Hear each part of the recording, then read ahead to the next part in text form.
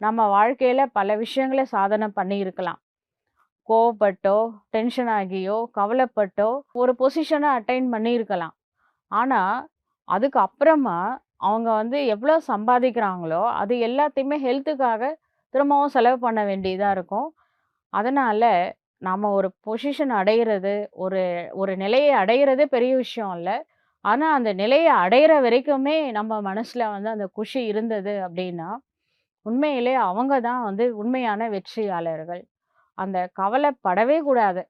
ஒரு விரதம் மாரி எடுத்துக்கலாம். ஒரு நாளைக்கு காலையிலிருந்து நைட்டு வரைக்கும் என்ன நடந்தாலும் சரி, எந்த மாதிரி விஷயங்கள் நடந்தாலும் சரி, அந்த ஸ்பூன்ல இருக்கிற லெமன நான் விடமாட்டேன்னு அந்த குழந்தைங்க நெனைக்குதுல்ல.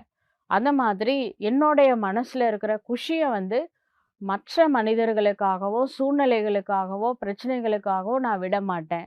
அப்படி ஒரு விரதம்